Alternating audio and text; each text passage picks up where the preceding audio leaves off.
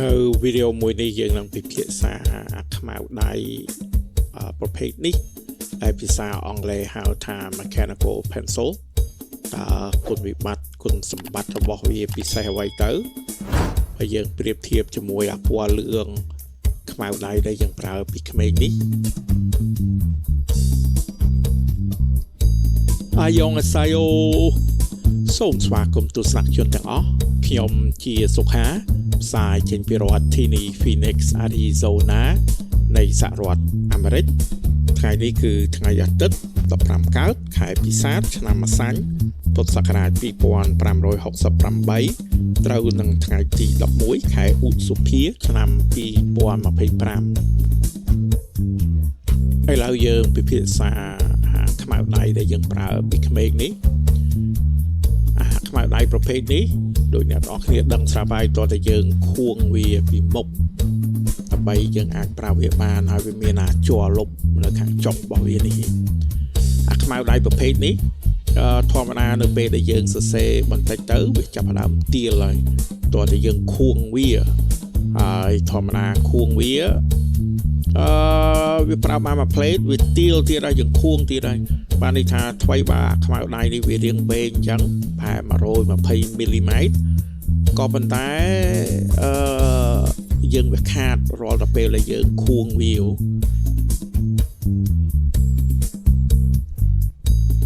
ឥឡូវយើងពិភាក្សាអំពីខ្មៅដៃ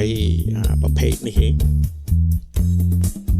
ដែលភាសាអង់គ្លេសហៅថា mechanical pencil នេះចាំចប់វីដេអូយើងនឹងប្រើវាសាខ្មៅដៃប្រភេទនេះគ្រូប្រើវាខ្លះជាង40ឆ្នាំទៅហើយនៅប្រើការវាបានទៀតចុះខ្មៅដៃដែលយើងប្រើពីក្មេងដូចនេះឯងបើយើងសរសេរច្រើនវិលខួងនៅពេលយើងខួងទៅវាខ្លីទៅប្រើការអកកើតចោលមិនអញ្ចឹងដូច្នេះខ្មៅដៃដែលយើងប្រើពីក្មេងនេះ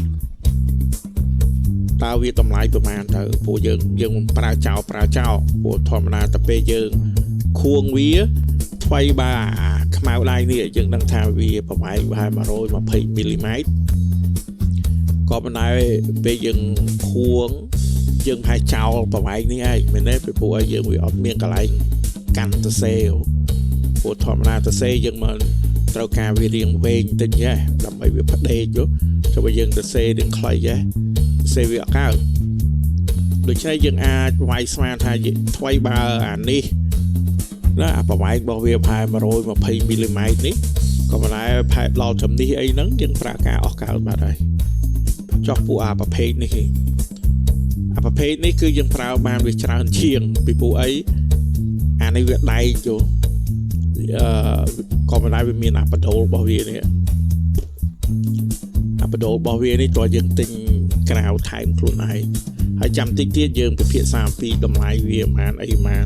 បើយើងគិតជាលុយទៅប្រភេទនេះវាថោកជាងផងវាថោកជាងពួកពណ៌លឿងដែលយើងប្រើពីក្មេងនេះឥឡូវយើងទៅពិនិត្យមើលខ្មៅដៃពណ៌លឿងដែលយើងប្រើពីក្មេងហ្នឹងបើយើងទិញច្រើនវារៀងថោកមែនទេបើយើងទិញតែមួយអាហ្នឹងវារៀងថ្លៃឧទាហរណ៍បច្ចុប្បន្ននេះដូចអ្នកទាំងអស់គ្នាឃើញនេះយើងទិញវាមកប្រអប់អញ្ចឹងមកប្រអប់នេះវាមាន150ខ្មៅដៃមិនទៀតហើយអូចាំតិចទៀតចាំទៅអូខេមិញចៅវាមកថាដល់ម៉ោងជូនវាទៅទិញជែកអីណាដែរចាំអាត់មេរៀននេះចាំអាត់មេរៀននេះចប់ចាំជូនវាទៅអូខេយើងបន្តកិច្ចការរបស់យើងនេះទៀតដោយខ្មៅដៃនេះបើយើងទិញមកប្រអប់អញ្ចឹងមកប្រអប់របស់វាហ្នឹងវាមាន150ខ្មៅដៃនៅពេលដែលយើងទិញច្រើនដូច្នេះធម្មតាវាហាងវាចុះថោកឲ្យក៏ប៉ុន្តែបើយើងគិតជាតម្លៃខ្មៅដៃមួយវាតម្លៃ11សេនអាមេរិកណាដូចអ្នកទាំងគ្នាឃើញនៅលើកញ្ចក់ហ្នឹង11សេននេះចុះបើយើងប្រៀបធៀបខ្មៅដៃប្រភេទនេះដែលយើងត្រូវការប្រើបដូលរបស់វានេះ បដូលរបស់វាហ្នឹងយើងទិញក្រៅបដូលរបស់វាហ្នឹងតម្លៃប្រហែលទៅណាឥឡូវយើងនឹងពិនិត្យតម្លៃរបស់វាហ្នឹងនេះវាមានលក់ច្រើនយ៉ាងចំពោះមួយនេះយើងទិញវា3ប្រអប់ដូចនេះហើយ3ប្រអប់ហ្នឹងវាមានចំនួន90បដូលខ្មៅដៃវាស្មើនឹងយើងទិញខ្មៅដៃធម្មតានេះណាខ្មៅដៃធម្មតាប្រភេទនេះប្រហែលយើងទិញវា90ដែរ90ខ្មៅដៃណាចាំឲ្យច្បាស់90ខ្មៅដៃតម្លៃប្រហែលអ្នកទាំងអស់គ្នាឃើញតម្លៃវានេះដែរ$4.22សេនហើយបើគិតជាបដូលរបស់វានេះបដូលវាមួយ5សេនណាក៏ប៉ុន្តែអ្វីមួយយើងគ្រាន់ចងចាំគឺបដូលរបស់វានេះវាអត់វែងដោយខ្មៅដៃធម្មតាទេណាបើយើងប្រៀបធៀបនេះខ្មៅដៃនេះគ្រូនាំប្រើនេះប្រវែងរបស់វាពិតប្រាកដទុកខួងវាហើយដូច្នេះប្រវែងរបស់វានេះប្រហែល120មីលីម៉ែត្របដូលរបស់វានេះបើយើងដាក់វាអញ្ចឹងចាំមើលធំនេះម្ដងហើយធំនេះ2ដងបានន័យថាបដូលនេះ2ស្មើនឹងខ្មៅដៃនេះ1មែនទេព្រោះអានេះប្រហែល120មីលីម៉ែត្រអានេះប្រវែងរបស់វាបដូលរបស់វានេះ60មីលីម៉ែត្រដូច្នេះ62ដងបានវាคล้ายទៅជា120ក៏ប៉ុន្តែចងចាំថាថ្មីបើវាប្រវែង120យើងវាមិនអាចប្រើវាដល់ចុងនេះទេពីព្រោះអីពេលយើងខួងទៅវានៅទំនេះ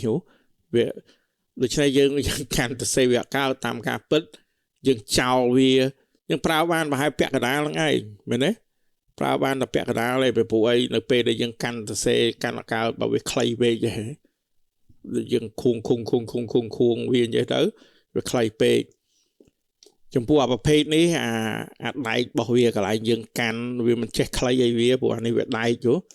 យើងប្រើបដូលរបស់វានេះវិញដូច្នេះបដូលរបស់វានេះប្រវែង60មីលីម៉ែត្រយើងប្រើសឹងបានទាំងអស់ចោលតែបន្តិចទេចោលប្រហែលមិនដល់មកថ្នាំងដៃរបស់យើងផងហ្នឹងបានន័យថាយើងប្រើប្រភេទបដូលរបស់វានេះចំណេញជាងផងមិញយើងពិភាក្សាអំពីតម្លៃបដូលរបស់វាយើងឃើញថាខ្មៅដៃប្រភេទនេះណាដែលវាហៅថា mechanical pencil នេះវាមានលក្ខណៈបើគិតជាលុយយើងវាចំណេញជាងចុះខ្មៅដៃហ្នឹងតម្លៃប្រហែលទៅយើងនឹងអ៊ុតវាដូចអ្នកទាំងអស់គ្នាឃើញនេះហើយចងចាំ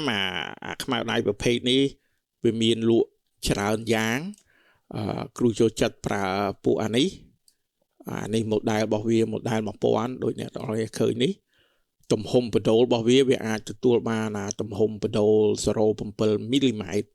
បានន័យថាបដូលដែលយើងដាក់ក្នុងនេះសម្រាប់យើងសរសេរបាននោះបដូលរបស់វាទំហំ0.7មីលីម៉ែត្រណាដូចអ្នកទាំងអស់គ្នាឃើញនេះគឺវាដាក់លេខនៅនេះ0.7មីលីម៉ែត្រដូច្នេះនៅពេលដែលយើងទិញខ្មៅដៃប្រភេទនេះវាមានលេខរបស់វាប្រាប់យើងហើយដល់អ្នកទាំងអស់គ្នាមើលឃើញអត់លេខរបស់វានេះ0.7នេះណាអានេះនៅ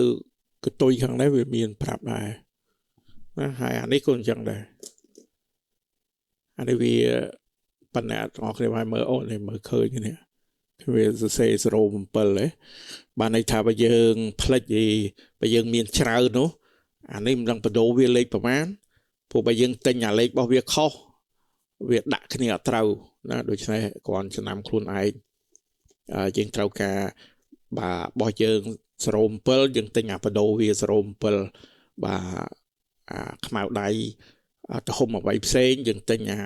បដូលរបស់វាតាមទំហំខ្មៅដៃរបស់យើងហ្នឹងបានយើងប្រើការកើតហើយ0.7ហ្នឹង ចំពោះខ្មៅដៃមួយនេះដូចអ្នកដល់គេឃើញនេះអានេះតម្លៃវាមិនដល់$10ផងហ្នឹងហើយពីសប្តាហ៍មុនពីខែមុនអ្នកទាំងអស់គ្នាឃើញនេះមនុស្សជាង1000នាក់ទិញខ្មៅដៃនេះព្រោះបើយើងគិតទៅវាចំណេញជាងហើយវាងាយស្រួលសរសេរជាងហើយដូចគ្រូធ្លាប់ប្រើវាផ្ទាល់ការនៅរៀនជាង40ឆ្នាំមុនអីប្រើអានេះដល់សប្តាហ៍ថ្ងៃយើងគិតទៅខ្លួនឯងមានដៃធ្លាប់ប្រើប៊ិចប្រើខ្មៅដៃអាយុជាង40ឆ្នាំដែរបាទន័យថាយើងអាចដឹងថារបស់វានេះវាប្រើល្អមែនវាតាន់ល្អរបស់វាហើយចំណុចសំខាន់មួយទៀតដោយសារតែវាប្រើបដូលដោយសារវាប្រើបដូលប្រភេទនេះវាអត់ទៀលដូចយើងប្រើប៊ិចដែរអាទំហំអក្សររបស់យើងទំហំវានៅដដែលវាមិនដូចយើងប្រើខ្មៅដៃប្រភេទចេះទំហំរបស់វាយើងទុកខួងហើយវាមានវារាងទូចមិនអញ្ចឹងដល់យើងសរសេរដល់មួយផ្លេតហ្នឹងវាទៀលបាត់ទៅហើយដល់ពេលវាទៀលហ្នឹងអក្សរយើងរាងធំទៅវាមិនដូចពួកអានេះទេអានេះបដូលរបស់វាទំហំ 0.7 មីលីម៉ែត្រទៅយើងប្រើពីដំបូងរហូតដល់បដូលវាខ្លីវានៅតែ 0.7 ដដែលបានន័យថាទំហំអក្សររបស់យើងនៅដដែលវាអត់ប្ដូរហើយបើយើងគិតជាលុយណា$8មិនដល់$10នេះដូចជាមិនថ្លៃទេអានេះបើគិតទៅទិញមួយប្រើដល់ចៅទួតដូចជាមិនថ្លៃទេហើយអាមួយនេះអាម៉ាកអស់នេះដូចអ្នកនរឃើញនេះណា STADTLER ហ្នឹងអ្នកនរឃើញស្រាប់ហើយនេះធ្វើនៅជប៉ុនបានន័យថាបោះអស់នេះហើយនឹងអាមួយនេះក៏ធ្វើនៅជប៉ុនដែរអាមួយនេះឃើញវាដាក់ទៅសេលើហ្នឹងជប៉ុន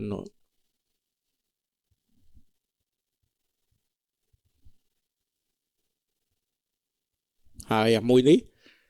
អ្នកនរឃើញអាមួយនេះតម្លៃ$11ណាមួយនេះឥឡូវយើងពិភាក្សាមួយនេះចុះ$11ហ្នឹងវាខុសប្លែកអ្វីពីអាមួយ$8.99ហ្នឹងតាមការពិតគ្រូចូលចិត្ត$8នេះជាងណាឥឡូវយើងពិភាក្សា$8មុនចុះមែនទេចាំយើងពិភាក្សាអាមួយនេះអាហ្នឹងអានេះដូចជាយើងទិញខោអាវអញ្ចឹងឃ្លានឆ្ងាញ់ស្រឡាញ់ល្អទេក៏ប៉ុន្តែចំពោះគ្រូចូលចិត្តអាមួយនេះ$8.99ឥឡូវយើងពិនិត្យលក្ខណៈពិសេសរបស់វាអីទៅអូខេអ្នកនរគ្នាមើលនេះអានេះ$8.99នេះនៅពេលដែលយើងចុចពីក្រោយនេះពិនិត្យមើលចុងរបស់វានេះវាចេញចុងរបស់វាមកចាំមើលពេលយើងពេលយើងចុចពិនិត្យមើលបដូលវាចេញមកអ្នកនរឃើញបដូរវាដូចរៀងមជុលអញ្ចឹងដល់ពេលយើងប្រើវាហើយយើងអាចចុចកន្លែងនេះខាងក្រោយនេះពេលចុចទៅមជុលរបស់វាខាងមុខហ្នឹងវាលឹបចូលទៅក្នុងវិញហើយចាំមើលមួយជប់កាមេរ៉ាឲ្យ focus សិនអូខេនេះណាចាំចុចកន្លែងនេះ1 2 3អ្នកនរឃើញមជុលវាលឹបវិញហើយមជុលហ្នឹងវាពិសេសអ្វីទៅមជុលវាហ្នឹងសារ៉ាប់វាបញ្ជូនបដូលខ្មៅដៃឲ្យយើងព្រោះបើចុងមជុលរបស់វានេះអានេះពិបាកមើលបន្តិចនេះវាអត់ focus ប៉ុន្តែមជុលរបស់វាមជុលរបស់វានឹងវាវាចខ្មៅដៃបដូលខ្មៅដៃវាមិនអាចចេញមកបានដូច្នេះវាជាការចាំបាច់មជុលរបស់វានឹងត្រូវត្រង់ហើយអានេះវា design យើងអាចបរួមមជុលទៅក្នុងវិញណាពេលយើងចុចខាងនេះចុចខាងឆ្វេងនេះចុចណាឃើញមជុលវាលឹបទេអាហ្នឹងវាការពារចុងរបស់វានឹងវាវាចឧទាហរណ៍យើងចែកដនធ្វើវាធ្លាក់ឬក៏ដាក់ក្នុងកប៉ាល់អាវអីទៅវាអាចវាចណាអ្នកទាំងអស់គ្នាមើលចុងរបស់វានេះគឺក្នុងរូបភាពខាងស្នាមដៃ អាមជុលរបស់វានឹងចេញមកអាមជុលហ្នឹងវាអាចលឹបចូលទៅក្នុងនៅពេលដែលវាលឹបចូលទៅក្នុងអញ្ចឹងវាមិនអាចវាចបានឧទាហរណ៍យើងមុនដាក់ក្នុងកប៉ាវយើងលឹបអាមជុលវានឹងទៅរុញអាមជុលនឹងទៅក្នុងទៅឬក៏យើងអត់ប្រើវារុញវាទៅក្នុងទៅអាហ្នឹងបើសិនជាវាធ្លាក់វាអីវាអត់វាចអាមជុលរបស់វាហ្នឹងចាមួយទៀតដែលតម្លៃ$11នេះអាតម្លៃ$11នេះអាមួយនេះវាអាមជុលរបស់វាឃើញអាមជុលវានឹងអ្នកទាំងអស់គ្នាមើលឃើញអត់ណាអាមជុលវានេះកន្លែងនេះវាមិនអាចលឹបទៅក្នុងបានវាមិនដូចអាមួយខាងស្ដាំនេះណាអាខាងស្ដាំនេះវា design លឹបបានហើយយើងចង់លឹបយើងចុចកន្លែងនេះអាមួយនេះវាថ្លៃជាងក៏ប៉ុន្តែវាលឹបអត់បានក៏ប៉ុន្តែលក្ខណៈប្រើវាដូចតែគ្នាហ្នឹងណាអាហ្នឹងដូចយើងទិញឡានទិញHonda ទិញToyota វាស៊ីសាំងដូចតែគ្នាបុកកពិតដូចតែគ្នាប្រើកង់4ដូចតែគ្នាវាដូចជាដូចអាហ្នឹងវាចូលលក្ខណៈឃ្លានឆ្ងាញ់ស្រឡាញ់ល្អនៅចម្ពោះមួយនេះយើងនឹងពិភាក្សាអំពីជ័រលុបពីព្រោះអីធម្មតាយើងប្រើខ្មៅដៃដោយសារយើងចង់លុបមែនទេនេះជ័រលុបរបស់វាពណ៌រាងក្រហមចុងនេះហើយបើយើងដឹងថាយើងអត់ចង់លុបយើងប្រើប៊ិចបាត់ទៅហើយដូច្នេះលក្ខណៈពិសេសរបស់ខ្មៅដៃគឺយើងចង់លុបតាមការពិសោធន៍របស់គ្រូថែមទាំងខ្លួនឯងធ្លាប់ប្រើខ្មៅដៃដឹងហើយជ័រលុបរបស់វានេះវាមិនសូវល្អពេលលុបទៅវារៀងបតាវាអត់លុបដាច់ច្បាស់ល្អអាប៊ិចប្រភេទនេះណាដោយអាមួយអ្នកទាំងអស់គ្នាឃើញកាមេរ៉ានេះបើយើងដកអាខាងក្រោយរបស់វានេះវាឲ្យជ័រលុបដែរនេះនឹងអ្នកទាំងអស់គ្នាមើលឃើញអត់ជ័រលុបវានេះណាជ័រលុបអានេះកាមេរ៉ាវាអត់ focus ប៉ុន្តែជ័រលុបវានេះអាពណ៌សទូចហ្នឹងហើយយើងជ័រលុបហ្នឹងនេះណាអ្នកទាំងអស់គ្នាឃើញទេយ៉ាអូធ្លាក់បដូលវាបាត់អូនេះតិចទៀតចាំយើងពិភាក្សាបដូលបដូលរបស់វាធ្លាក់មិញនេះនឹងអ្នកទាំងអស់គ្នាឃើញអត់នេះអាខ្មៅហ្នឹងអានឹងពួកអានេះហ្នឹងពេលទិញមកវាឲ្យបដូលមួយមកអានេះទិញថែមខ្លួនឯង$4បានបដូល90បដូលស្មើនឹងយើងទិញអាខ្មៅដៃប្រភេទនេះ90ដែរឥឡូវគ្រូបញ្យល់អំពីជ័រលុបវាតទៀតជ័រលុបវានេះយើងអាចទិញថែមបានក៏ប៉ុន្តែយោបល់របស់គ្រូកុំប្រើជ័រលុបរបស់វានេះទី1វាទូចពេកដូចអ្នកនរគ្នាឃើញនេះណាវាទូចទី2ប្រើបានតែបន្តិចហ្នឹងវាអស់បាត់ទៅហើយណាដូច្នេះកុំប្រើវាល្អជាងហើយគ្រូដាក់វាដាក់បដូលវាទៅវិញយើងញុកវាមានអាំពងរបស់វានេះដឹងអ្នកទាំងអស់គ្នាមើលពងរបស់វាហ្នឹងបដូលយើងដាក់ក្នុងហ្នឹងមកហើយដាក់ជ័រលុបវាទៅវិញហើយដាក់អាការ៉ូរបស់វានេះទៅវិញណាការ៉ូរបស់វានេះ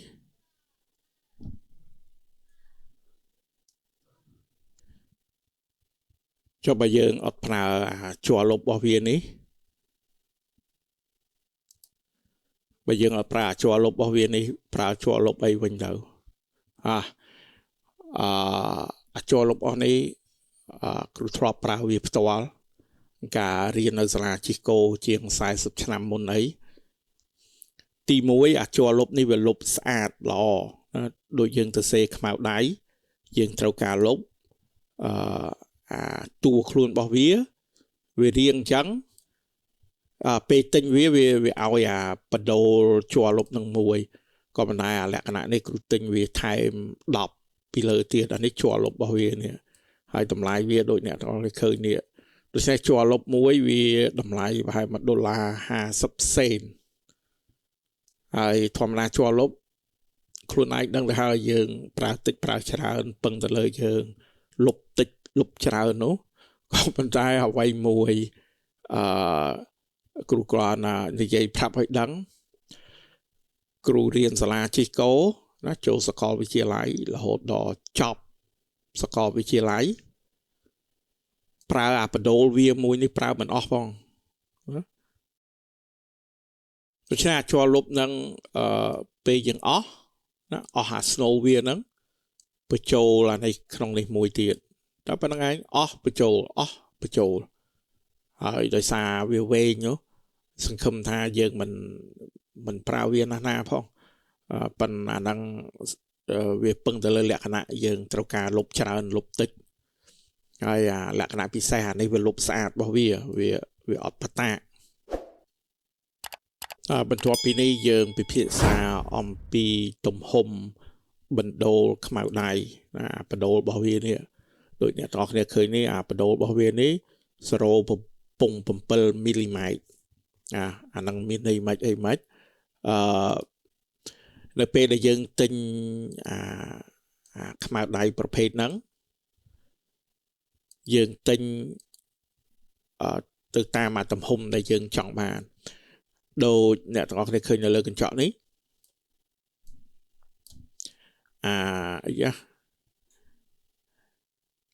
model មួយនេះណា model មួយនេះវាធ្វើមានបណ្ដូល0.3 មីលីម៉ែត្រ0.5 មីលីម៉ែត្រ0.7 0.9 2.0 អីចឹងហើយបើខ្លួនឯងពិនិត្យតម្លៃខ្មៅដៃនីមួយតម្លៃវាដូចតែគ្នាហ្នឹងអញ្ចឹងប្រើបដូលមួយណាអានេះការពិសោធន៍របស់គ្រូផ្ទាល់គ្រូប្រើតា 0.5 ហើយនឹងអា 0.7 ប្រើ 0.3 អាបដូលវាទូចពេកវាទូចប្រហែលមួយជុលទៅហើយពេលយើងសរសេរយើងរៀងសកត់បន្តិចវាបាក់បដូល0.5 អត់សូវបាក់ទេដូច្នេះអ្នកទាំងអស់គ្នាអាចគិតចំណុចហ្នឹងហើយ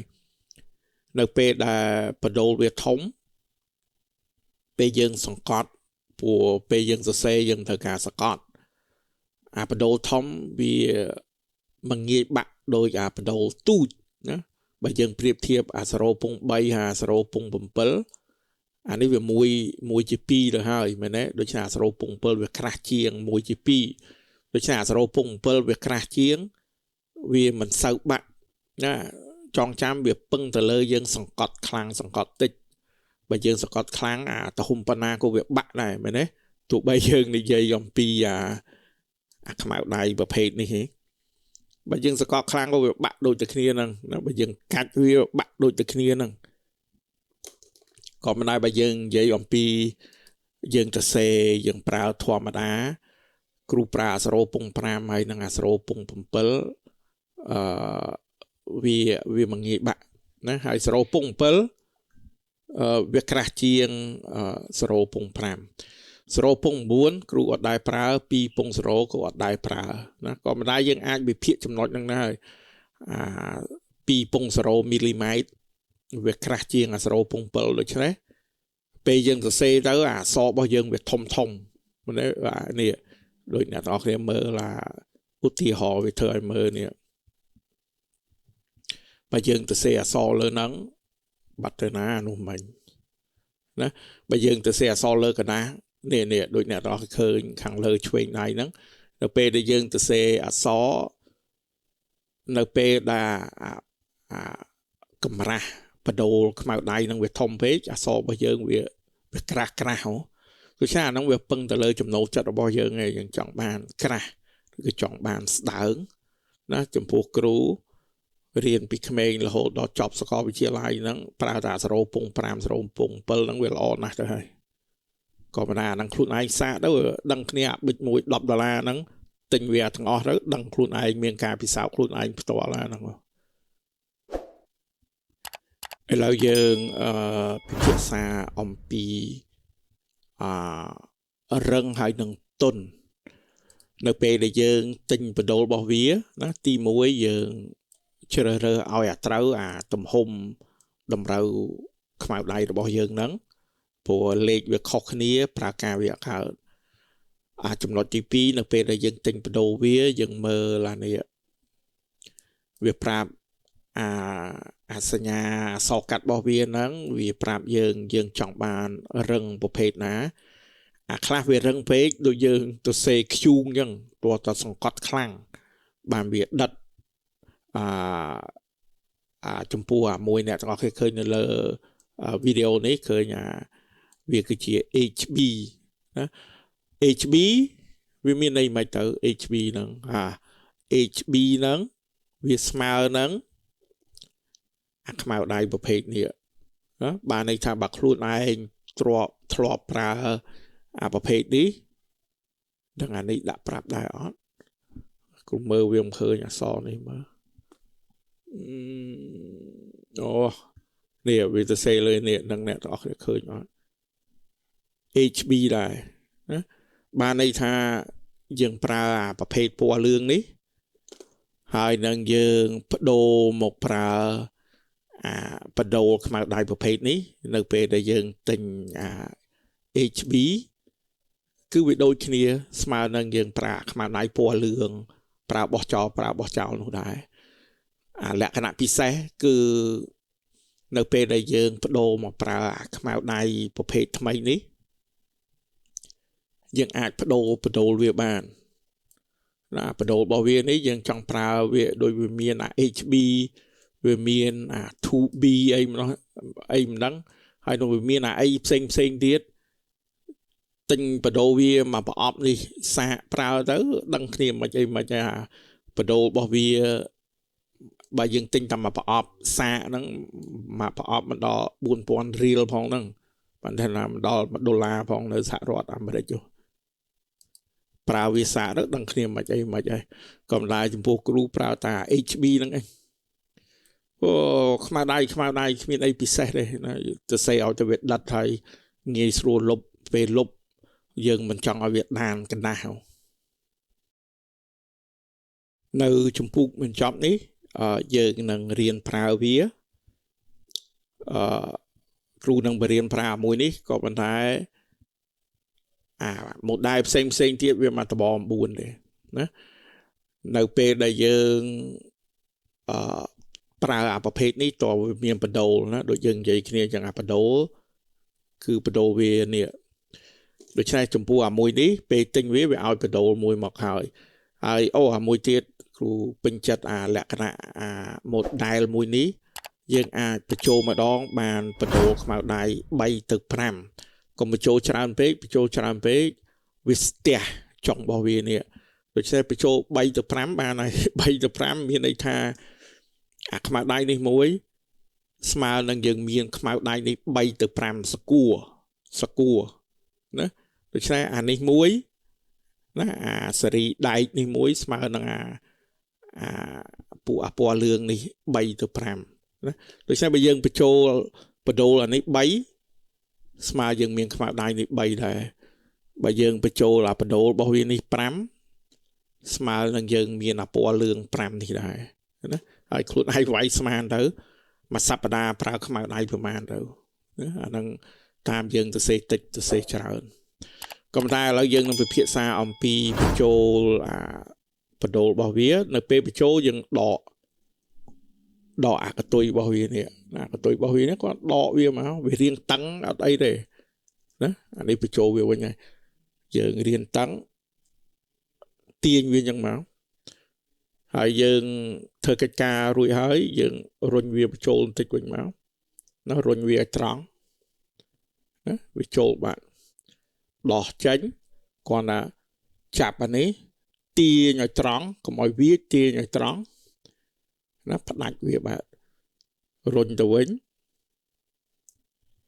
ចាប់តើប៉ុណ្្នឹងឯងអានឹងកម្មវិធីយើងដោះអានេះអានឹងបើសិនជាខ្លួនឯងអត់មានជ័រលុបនោះយើងត្រូវការប្រើជ័រលុបរបស់វាចុងទូចនេះណាយើងដោះវាអញ្ចឹង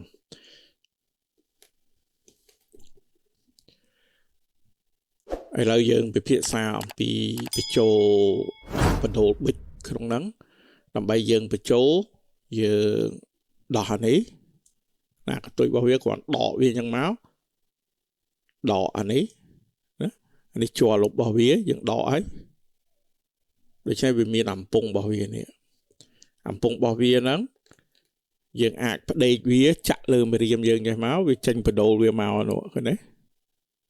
yeah lẹ tiết nhà bờ đồ bảo vệ này nè bờ đồ bảo vệ nó vì riêng thằng này có thêm mà khơi như này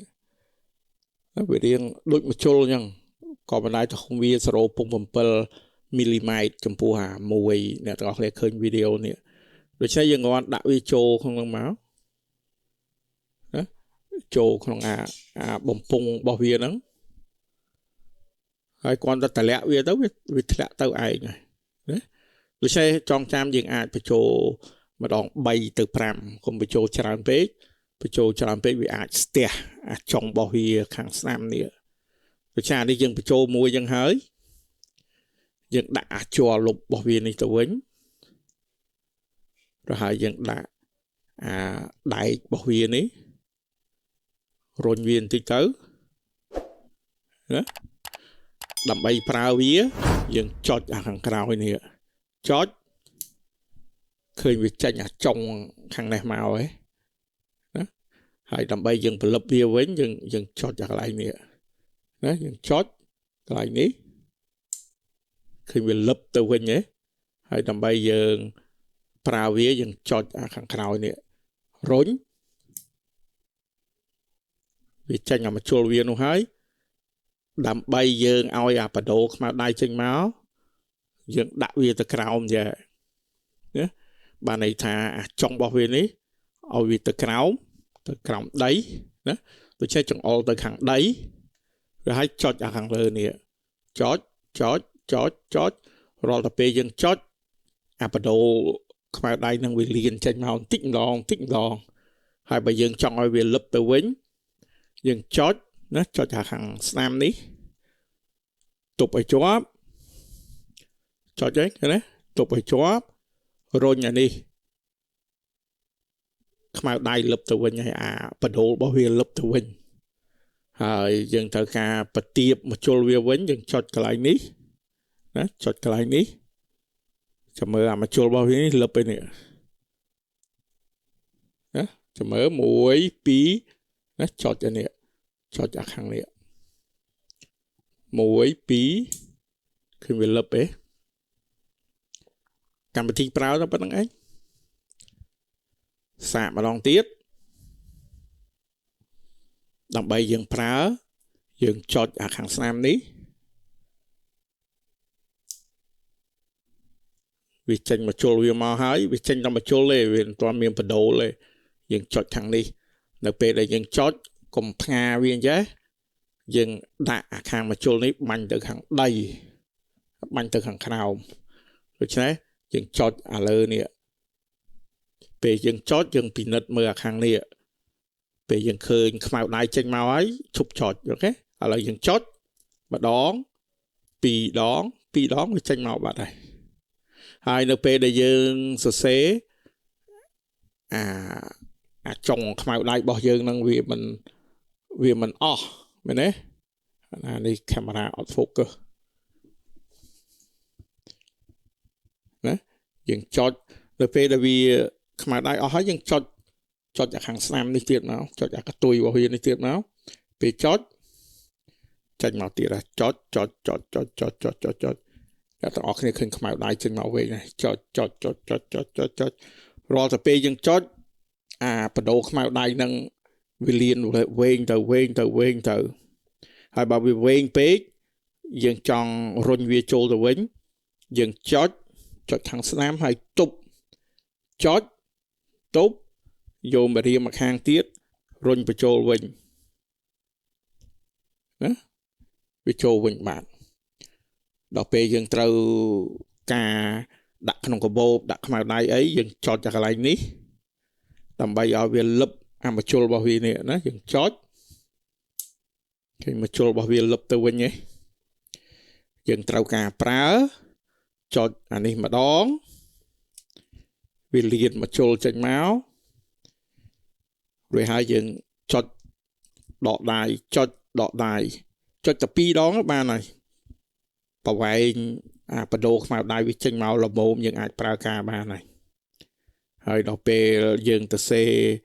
វាចិត្តអស់អាបដូរវានឹងហើយចុចទៀតណាវាចេញមកថែមទៀតហើយឥឡូវអានេះគូគាត់ធ្វើឲ្យមើលចុចណាយើងចុចจากខាងនេះអាកតុយរបស់វានេះចុចរាល់ពេលចុចវាចេញមកវែងហើយយើងទៅការ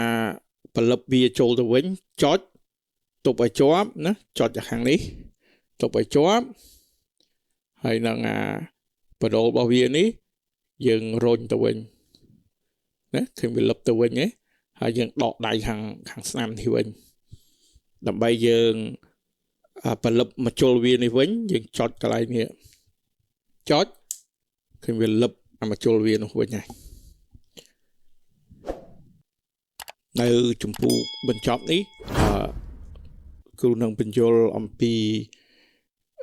នៅពេលដែលយើងត្រូវការបញ្ចូលបណ្ដូលថ្មីធម្មតានៅពេលដែលយើងប្រើវាណាពេលយើងប្រើវាអញ្ចឹងអាបណ្ដូលរបស់វា60 មីលីម៉ែត្រណាចងចាំអានេះបណ្ដូលរបស់វា60 មីលីម៉ែត្រនៅពេលដែលយើងប្រើអស់ធ្វើមកយើងដឹងថាអស់ទៅរាល់នៅពេលដែលយើងចុចមិនអាបណ្ដូលវាចេញមកវែងមែនទេមើលម្ដងទៀតយើងចុចណាពិនិត្យមើលអាបណ្ដូលវាខាងនេះឃើញវាវែងណារាល់តែពេលយើងចុចវាចេញមកវែងហើយនៅពេលដែលយើងចុចយើងឃើញបណ្ដូលវាចេញមកវែងវាមានន័យថាវានៅបណ្ដូលខាងក្នុងដែលយើងអាចប្រើការបានក៏ប៉ុន្តែឥឡូវគ្រូរុញអានេះចូលទៅវិញសិនណាយើងចុចจากខាងនេះទប់ឲ្យជាប់ហើយយើងយកម្រាមមួយរុញចូលទៅក្នុងវិញរុញឲ្យដៃឲ្យត្រង់កុំឲ្យវាទៅវាបាក់បណ្ដូលវាលក្ខណៈដែលយើងដឹងថាវាអស់បណ្ដូលពេលយើងចុចនេះណាយើងចុច10 20 30 ដងហើយអត់មានស្អីចេញមកផងហ្នឹងធម្មតារាល់ពេលយើងចុចវាមានsnow បណ្ដូលខ្មៅដៃនឹងវាចេញមកក៏ប៉ុន្តែនៅពេលដែលវាខ្លីពេកណាបណ្ដូលនេះដែលយើងប្រើចិត្តអស់ហើយវាខ្លីពេកយើងចុចអានេះប្រមាណដងក៏វាគ្មានស្អីចេញមកទៀតដែរព្រោះវាអស់ហើយលក្ខណៈហ្នឹងតើតើយើងយកអាបណ្ដូលខ្លីក្នុងនឹងចេញណាកម្មវិធីយើងយកចេញមាន2យ៉ាងយើងអាចមូលអាខ្មៅវាខាងនេះណាគូប្រាប់វា3យ៉ាងកម្មវិធីទី1យើងមូលអានេះណាមូលណាមើ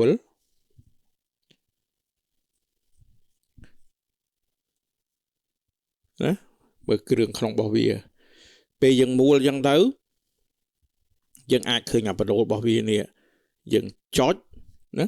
ចុចអាខាងកតុយរបស់វានេះចុចអានឹងទប់ឲ្យជាប់ទៅហើយដៃម្ខាងណាទប់អាខាងនេះឲ្យជាប់ទប់អាកតុយវាឲ្យជាប់ដៃម្ខាងអូអាបណ្ដូលវានឹងចេញមកណា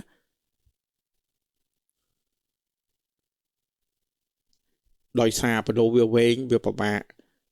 អូសចាញ់ឥឡូវគូធ្វើចេះសិនដើម្បីឲ្យងាយស្រួលព្រោះបណ្ដូលអានេះយើងមិនទាន់បានប្រើវាផងណាឥឡូវគូធ្វើចេះចុចឲ្យវាវែងហ្នឹងអ្នកទាំងអស់គ្នាមើលឃើញបណ្ដូលវាចេញមកចុចគឺវាចេះវែងមកវាអស់វែងត្រឹមហ្នឹងឯងមែនទេ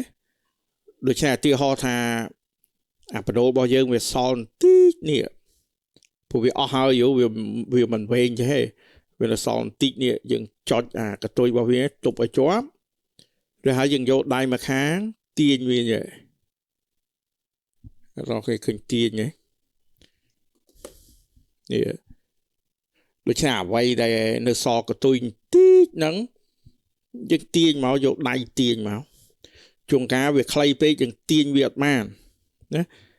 នៅពេលដែលវាខ្លីពេកទាញអត់បានតោះតែយើងដោះអាក្បាលវានេះយើងគ្រាន់មូលវាទៅណាពេលមូលចឹងទៅយើងអាចឃើញអាបណ្ដូលខ្មៅដៃរបស់យើងនៅចុងតិចហ្នឹងហើយដូច្នេះយើង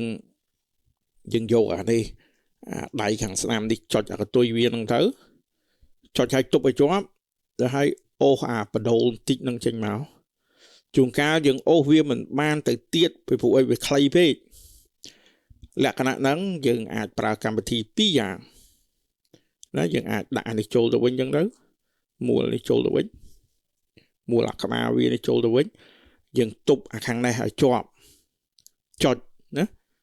ចុចខាងនេះទប់ឲ្យជាប់តយកមកជុលរុកណាហើយមកជុលហ្នឹងកុំយកមកជុលធំជាងអារុនរបស់វានេះយើងយកឡាមកជុលណាដែលវាទូជាងរុននេះទេយើងដាក់វាផ្កាប់ដែររួចហើយយកអាមកជុលនឹងរុកក្នុងរុនវានេះទៅអាហ្នឹងវាធ្លាក់មកខាងក្រោមនេះហើយពេលវាធ្លាក់មកហើយយើងដោះអាកតុយរបស់វានេះរួចហើយចាក់វាមកអានេះវាឲ្យបដូរប៊ិច2ណាដល់គ្នាយើងចាក់អញ្ចឹងមកដូច្នេះពេលចាក់មកឃើញអាបដូរខ្លីដែលនៅសល់ហ្នឹងហើយណាប៉ុណ្ណឹងចប់គ្នាហើយយើងដាក់អាបដូរថ្មីទៅវិញទៅណាលក្ខណៈនេះយើងដាក់អាបដូរនេះបញ្ចូលបដូរមួយចូលកំពុងរបស់វានេះចូលមួយទៀតចប់ដាក់ជាប់លុបវាទៅវិញដាក់អាកូនដែកវានេះទៅវិញកិច្ចការយើងចប់អាមកជុលដែករបស់វានេះណាអាមកជុលដែកខាងស្នាមនេះយើងផលិតវាទៅវិញដោយចុចទៅនេះណាវាលុបទៅវិញបាទកិច្ចការប្រើវាតែប៉ុណ្្នឹងឯងមិនថាម៉ូដែលមួយនេះអាម៉ូដែលនេះអាម៉ូដែលតម្លៃ2-300អីណាវាដូចតែគ្នាហ្នឹងចំណុចមួយទៀតគ្រូភ្លេចប្រាប់ពួកអាប៊ិចការជំនាន់គ្រូវាអត់មានពួកអាសេរីថ្មីនេះវាមានដល់អ្នកទាំងអស់គ្នាមើលឃើញអត់អានេះមើល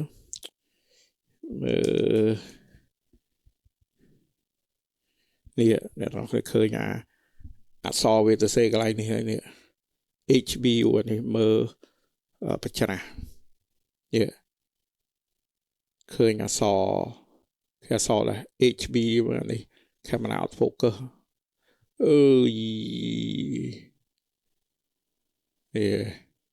អាកន្លែងនេះ HB នេះអាហ្នឹងវាគ្រាន់ប្រាប់យើងថាអាបដូលដែលយើងដាក់ក្នុងនឹងបដូលប្រភេទអីគេហើយវាមានកន្លែងយើងមូលសេរីវាបានដូចអានេះអញ្ចឹងនេះអានេះមូលអានេះយើងដាក់បដូលប្រភេទនេះបដូលប្រភេទនេះបដូលប្រភេទនេះអាហ្នឹងយើងវាអត់វិញខ្លួនឯងបើយើងមានខ្មៅដៃច្រើនទេហ៎អាមួយនេះយើងចង់ប្រើដិតខ្លាំងអាមួយនេះយើងចង់ប្រើដិតល្មមអាមួយទៀតយើងចង់ប្រើដិតតិចអីចឹងនោះដូច្នេះវាមានអក្សរវាកន្លែងនេះទៅមើលក្នុងអានេះនឹងមើលឃើញអត់គ្រូមើលហ្នឹងអូនេះដាក់ដល់ឃើញនេះគឺវាដាក់ HB ហ៎បានន័យថាវាសម្គាល់អាបដូលដែលយើងដាក់ក្នុងហ្នឹងគឺបដូលប្រភេទ HB ណា HB ហ្នឹងស្អី HB ហ្នឹងគឺវាស្មើនឹងពួកអាខ្មៅដៃពណ៌លឿងនេះណាហើយយើងអាចមូលអាដែករបស់វាកន្លែងហ្នឹងដើម្បីវាបដូរទៅអក្សរកាត់ផ្សេងសម្គាល់ថាយើងប្រើបដូលអ្វីនៅក្នុងប៊ិចមួយហ្នឹងហើយបើយើងចង់ប្រើបដូលលីឡំគ្នាក៏បានដែរវាគាត់តែវែងខ្លួនឯងអញ្ចឹងហើយបានគ្រូប្រើវាច្រើនទេដើម្បីដឹងអាមួយនេះបដូលរបស់វាប្រភេទនេះអាមួយនេះបដូលរបស់វាប្រភេទនេះអាមួយបដូលរបស់វាប្រភេទនេះណាហ្នឹងវាតាមចំណូលខ្លួនឯងទេអូខេមេរៀនយើងចប់ត្រឹមនឹងឯងថ្ងៃនេះហើយបើអ្នកទាំងអស់គ្នាមានសំណួរអីអាចសរសេរសួរក្នុងវេទិកាចំពោះទស្សនិកជនដែលមើលវីដេអូនេះអាចសរសេរសួរក្នុង YouTube ក៏ប៉ុន្តែបើខ្លួនឯងចង់ចម្រើនវិជ្ជាទំនើបគួរតែចុះឈ្មោះរៀនកម្មវិធីចុះឈ្មោះគឺនៅក្នុង YouTube description ថ្ងៃនេះគឺជាថ្ងៃអាទិត្យទី11ខែឧសភាឆ្នាំ2025ខ្ញុំជាសុផាផ្សាយចេញពីរដ្ឋធានី Phoenix Arizona នៃសហរដ្ឋអាមេរិកអរុនសួស្តីសាយវ៉ាន់សួស្តី រីត្រីសួស្តីសូមជម្រាបលា